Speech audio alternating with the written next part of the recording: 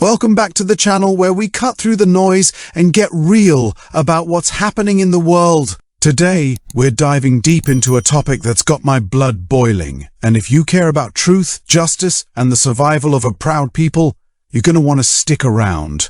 We're talking about South Africa, specifically the claim that the ANC has sold the country out to China, leaving minority white South Africans in the crosshairs of a system that's increasingly stacked against them. This isn't just another conspiracy theory, it's a story of betrayal, economic exploitation, and a deliberate erosion of a community's rights and heritage.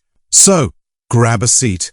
Maybe a strong coffee, because we're about to unpack this with some hard-hitting facts and a bit of righteous anger to keep it real. Let's get into it. South Africa, once a beacon of hope with its Rainbow Nation dreams, is starting to look more like a pawn in a global chess game, and the ANC, the glorious African National Congress, seems to be playing the role of the eager pawnshop clerk, ready to trade the country's soul for a quick buck. The claim that South Africa's been sold to China isn't just hyperbole, it's a grim reality backed by numbers and deals that make your stomach churn. Let's start with the trade figures, because money talks louder than promises. In 2023, China became South Africa's largest trading partner, overtaking the European Union with a bilateral trade volume of $24.2 billion. Sounds impressive, right? Except when you dig deeper, you see South Africa's exporting mostly raw minerals and agricultural goods, while importing China's shiny manufactured products. It's a classic colonial setup. South Africa's the resource pit, and China's the one turning a profit. The trade deficit's ballooning, and who's paying the price? Not the ANC elites cozying up in Beijing, that's for sure. Now, let's talk about the ANC's love affair with the Chinese Communist Party. Back in 2014, the CCP announced it would fund and build a political training school for the ANC in Ventersgroen. That's right. South Africa's ruling party is getting schooled by Beijing on how to run a country, or maybe just how to keep power in a one-party state.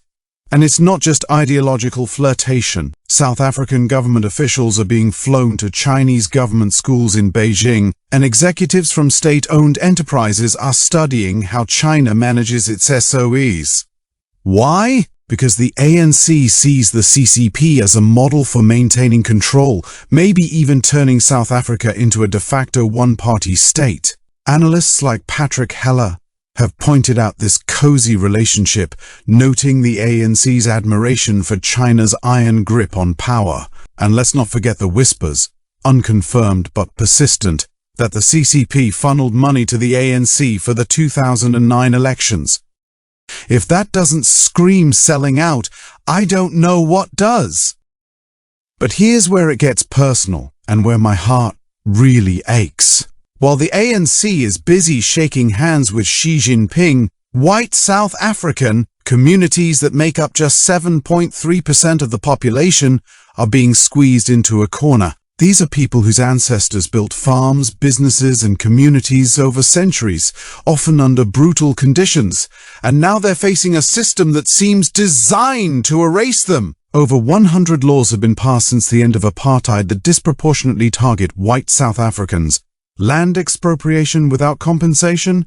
That's not a policy, it's a middle finger to farmers who've worked the soil for generations. Affirmative action policies like broad-based black economic empowerment, B-BBEE, sound noble, but in practice they lock white South Africans out of jobs, contracts, and opportunities. The cherry on top? Public figures can chant "kill the Boer" without so much as a slap on the wrist, while white South Africans face higher university entrance requirements, making it harder for their kids to even get a shot at a future. Let's talk about the land issue because it's a gut punch.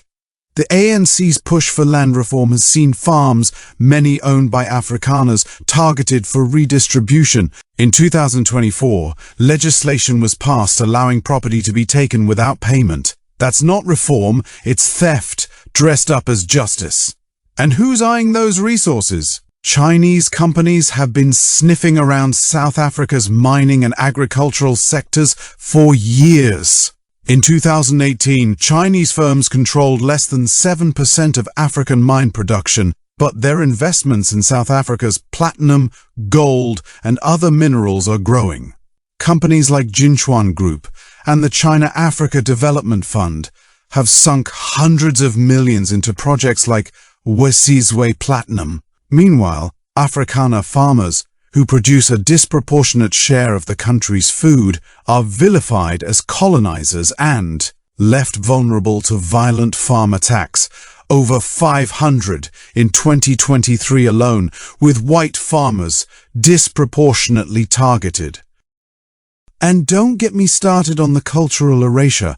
Afrikaners, with their rich language, history and traditions, are seeing their heritage sidelined. Afrikaans schools are under pressure to switch to English or other languages, and cultural symbols like statues of Afrikaner heroes are being toppled or defaced. It's not just about land or jobs, it's about stripping a people of their identity, while the ANC courts foreign powers like China, who couldn't care less about South Africa's diversity. The irony? The ANC's rhetoric about decolonization conveniently ignores how they're handing over economic control to a new kind of colonial power, one that's built on predatory loans and infrastructure deals. In 2022, 8 Chinese electricity companies pledged to help with South Africa's rolling blackouts. Sounds generous until you realize it's a Trojan horse for dependency on Chinese tech and expertise, locking South Africa into debt traps that countries like Zambia and Angola already know too well. The ANC's defenders might say, oh, but China's bringing investment and jobs. Sure, let's look at that. Take Hisense, a Chinese electronics giant that set up a plant in Atlantis, Western Cape. It's created 700 jobs, which is great, until you realize Chinese companies in South Africa have been repeatedly flagged for violating labor laws. Employees have complained about unfair wages, unsafe conditions, and even racial abuse. In 2022, a parliamentary committee raised concerns about Chinese firms flouting South Africa's Labor Relations Act. So, while the ANC brags about partnerships, workers, many of them non-white South Africans, by the way, are getting screwed. And white South Africans? They're often shut out entirely thanks to B-BBEE rules that prioritize other groups. Now, let's address the elephant in the room, the Dalai Lama. Remember when South Africa refused him a visa in 2009 and again in 2011? Officially, it was to avoid distractions from the World Cup or Desmond Tutu's birthday. But everyone knows it was because China leaned on the ANC to keep their critic out. Desmond Tutu himself called the ANC worse than the apartheid government for that stunt. If that's not proof of China's influence over South Africa's sovereignty, what is? The ANC's willing to bend over backwards for Beijing, but when it comes to protecting its own citizens, like the white minority facing systemic discrimination, they're nowhere to be found. So, where does this leave white South Africans? In a country where they're a small minority, they're fighting to hold on to their rights, their land, and their culture against a government that's cozying up to a foreign power with zero regard for their values. The ANC's deals with China aren't just economic. They're a betrayal of the very people who've contributed so much to South Africa's history and economy. White South Africans en paro face discrimination, violence and economic exclusion, all while the ANC hands over the country's resources to a global superpower. It's infuriating and it's heartbreaking. Here's the thing, this isn't just about South Africa.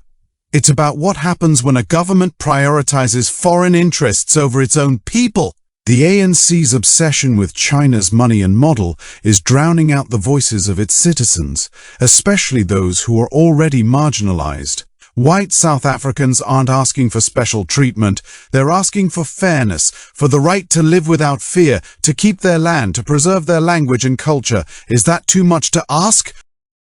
So, what can we do about it? First, we need to keep talking about this. Share this video, spread the word, and let's shine a light on what's happening. The truth doesn't survive in the dark. If you're as fired up as I am, hit that subscribe button, give this video a like, and drop a comment with your thoughts. Join our channel membership to support us in digging deeper into stories like this, because the mainstream won't touch it. If you can, toss us a super thanks donation to keep the lights on. And hey, if you see an ad, let it play for at least 30 seconds. It helps us keep making content that matters. Together, we can amplify the voices of those being silenced in South Africa. Let's stand up for what's right, for white South Africans, for fairness. Until next time, stay loud, and let's keep fighting the good fight.